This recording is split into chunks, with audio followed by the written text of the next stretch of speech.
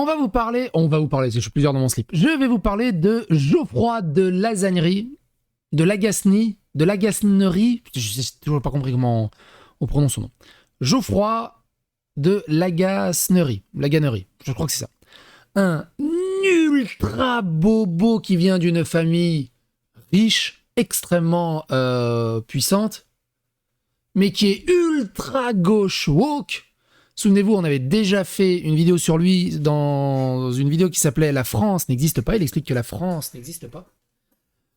Et là, il explique sur l'antenne de France Inter qu'il ne faut absolument pas que la gauche discute avec des idées et des personnalités de droite parce que ça nuit au débat.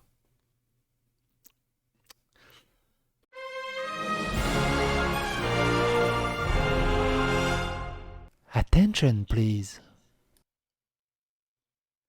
Écoutez ce passage. Geoffroy de Lasagnerie, ça doit être ça, assume faire partie du camp du bien et de la vérité, opposé au principe du débat et favorable à la censure pour que les idées justes, de gauche, prennent le pouvoir sur les idées injustes, de droite, sans inutile discussion, simple, basique. Écoutez ça. Ah, tout à fait. Moi, je pense que le but de la gauche, c'est de produire des fractures et des gens intolérables et des débats intolérables dans le monde social. Il faut savoir. Et des gens intolérants. En fait, c'est juste qu'ils produisent des gens intolérants, en fait. Et d'ailleurs, on le voit avec ce que moi j'appelle la gauche woke, la gauche internet. C'est de la malveillance, de la malhonnêteté, mais surtout beaucoup de violence, de harcèlement, d'insultes, d'attaques ad personam, ad hominem. C'est une tristesse absolue. Voir qu'il y a des paradigmes irréconciliables qui sont politiques. Moi, je suis contre le paradigme du débat, contre le paradigme de la discussion. Je pense que nous perdons notre temps lorsque nous allons dans des chaînes d'infos à débattre avec des gens qui sont de toute façon inconvaincables et que, en fait, nous ratifions la possibilité qu'ils fassent partie de l'espace du débat. Je pense qu'effectivement, la politique est de l'ordre de l'antagonisme et de la lutte et j'assume totalement le fait qu'il faut reproduire un certain nombre de censures, en vérité, dans l'espace public. C'est un peu vraiment genre stalinien, Khmer Rouge, Corée du Nord, Mao, Chine, bref, il y a 36 000 exemples. C'est ça qu'ils veulent en fait. Comme ils n'arrivent pas à gagner sur la logique, comme ils n'arrivent pas à remporter des débats sur les arguments, sur la pertinence, la censure ça va être quand même beaucoup mieux pour gagner le débat. Hein.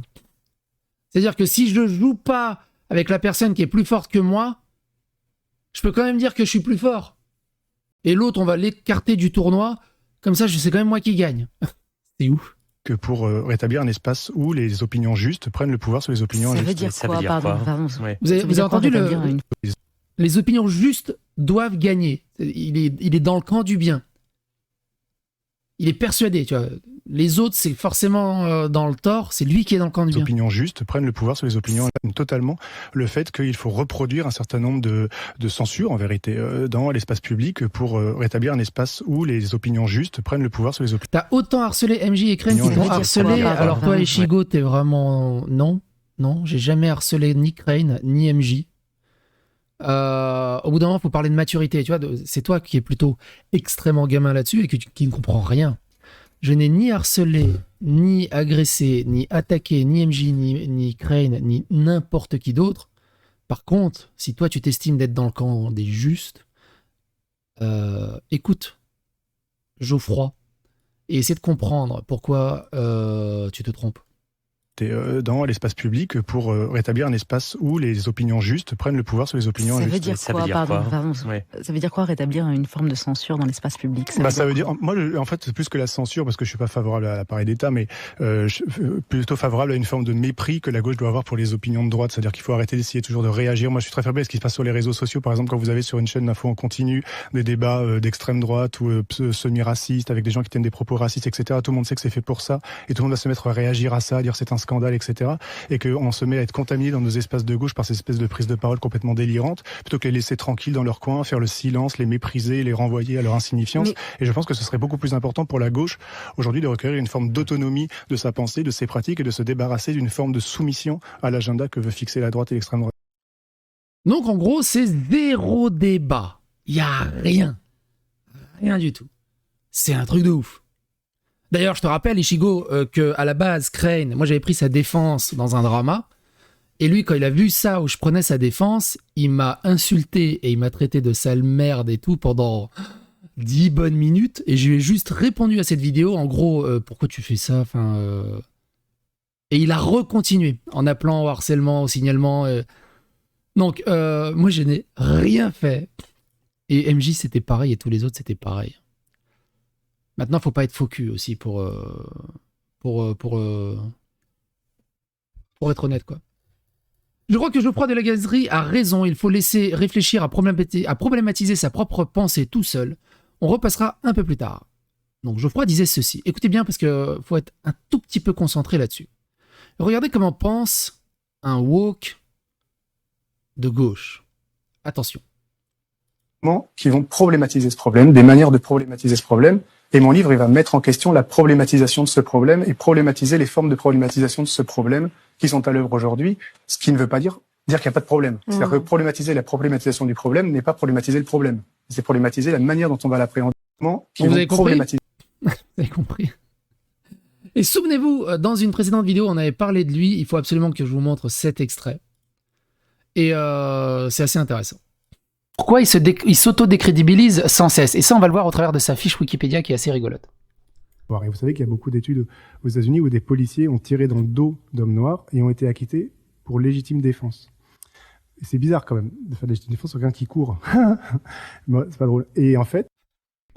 Pourquoi il rigole si c'est pas drôle? Ou alors il a eu un petit orgasme. On l'a prouvé scientifiquement. Ouais, c'est ça doit être un petit orgasme. Une petite testicule qui a fait... Oh, c'est bien ce que t'as... Oui, c'est ça, Ching. T'as l'impression qu'il dit tout ça juste pour se donner l'air d'être un grand penseur, et c'est beaucoup de personnes qui se disent, soi-disant de gauche ou de bonne valeur et tout, qui essaient de passer un narratif, une idéologie ou du militantisme. En fait, ils comprennent rien à ce qu'ils racontent, mais ils se donnent l'impression dans ce millefeuille argumentatif qu'ils sont ultra intelligents. Et si tu leur dis, mais c'est complètement con, ils vont dire, c'est parce que tu lis pas tel machin, c'est parce que tu produis pas de la pensée. Tu vois, moi je suis issu d'un milieu bourgeois, j'ai été éduqué à former de la pensée. C'est juste que t'es trop con. T'as envoyé, je sais pas, j'ai pas compris. L'argument, c'est que le corps noir libre qui court est une agression contre le moi blanc. Tu vois, le corps noir libre qui court, c'est une agression. Tu vois, par exemple, il vole dans un magasin et il s'enfuit en courant. Eh ben, il est libre, Max. Tu vois. Et toi, t'es flic derrière, si tu l'arrêtes, t'es un oppresseur, raciste, évidemment. Contre la suprématie blanche sur l'espace public, qu'il est vu comme une agression et que par conséquent, l'attaquer est vu comme une défense. Et que le moi qui se défend, c'est le moi blanc contre l'agression que représente un corps noir libre, un corps noir qui s'échappe. Alors, si un corps noir libre qui s'échappe parce qu'il a volé une bagnole ou arrête de répéter ce que je dis, je l'ai déjà expliqué. Écoutez ce passage qui est aussi fun. La France n'existe pas. Il faut la Matrix. La France n'existe pas. Mais la France, ça n'existe pas. Il faut que les gens comprennent que la France n'existe pas. Une société, ça n'existe pas. Tu sens tellement qu'il sait qu'il dit une connerie, qu'il se fout de la gueule du monde. Même lui, il n'arrive pas à se retenir de rire. Mais il va essayer de faire passer ça en mode premier degré. Et ce petit côté d'orgasme, je suis trop intelligent. Moi, je sais que ça n'existe pas. Les gens, ils y croient. Oh, c'est ouf. Ils pensent que la France existe. C'est une théorie du complot. Alors qu'en fait, elle n'existe pas. Dis à un Serbe que la Serbie n'existe pas. Moi, c'est ce que je comprends pas, c'est que tout le monde le laisse parler. À quel moment tu peux dire que la France n'existe pas et lui laisser du temps d'antenne et aucune contradiction là-dessus? Oh, bordel de merde. Je sais pas si j'ai mis la suite, je sais plus. N'existe pas. Moi, il y a un truc qui m'a toujours beaucoup... En affect fondamental, j'ai écrit un livre qui était sur Foucault et le néolibéralisme, la question du néolibéralisme, et pourquoi la question néolibérale m'avait toujours beaucoup intéressé, parce que les théoriciens néolibéraux, qui sont souvent catégorisés à droite, mais qui sont souvent des gens beaucoup plus subtils qu'on croit, disent que Ils sont souvent catégorisés... Bon, après, si ça vous intéresse, regardez la vidéo de l'époque. Geoffroy de Laganerie, je crois que on ne dit pas le S. Geoffroy de Laganerie, la figure même du bourgeois de gauche qui valorise les banlieues françaises sans les connaître de loin, les émeutes peuvent être un spectacle divertissant, voire esthétique, un peu comme l'explosion d'une bombe atomique, mais quand on vit dans la zone d'impact, c'est beaucoup moins rigolo. Je parlais de la bourgeoisie blanche d'extrême gauche hier dans mon émission, et il cite Geoffroy qui disait si tant de feux d'artifice ont été tirés ces derniers jours, on peut les voir aussi comme des fusées de détresse envoyées par les habitants des quartiers qui veulent signifier aux autres « Regardez-nous, nous aussi sommes en danger par rapport à la police ».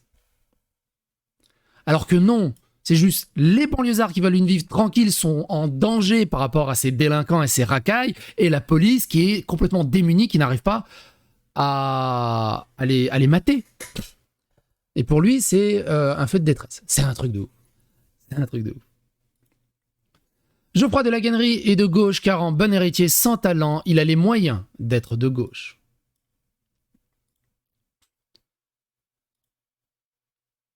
Geoffroy de Laganerie est le troisième enfant issu du mariage de Jean-François Daniel de Laganerie, ingénieur diplômé de l'École nationale supérieure de l'aéronautique et de l'espace issu de la famille Daniel de Laganerie, appartenant à la bourgeoisie du Limousin, et d'Agnès de Goys de Mézerac, issu d'une ancienne famille de la noblesse du Vivarais.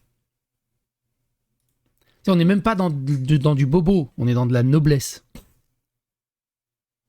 Et ça te donne des conseils de gauche. Ça te donne des conseils de prolo. Ça t'essaie de t'expliquer la vie, ce qui est juste. Tout en te disant, le débat est inutile, il faut censurer dès qu'il y a un avis contraire.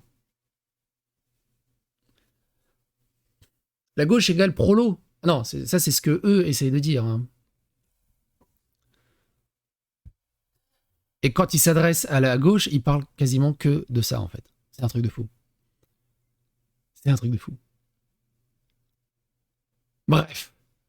N'hésitez pas à donner votre avis, votre opinion dans les commentaires. N'hésitez pas à phagocyter l'algorithme de YouTube. Et à bientôt pour d'autres aventures.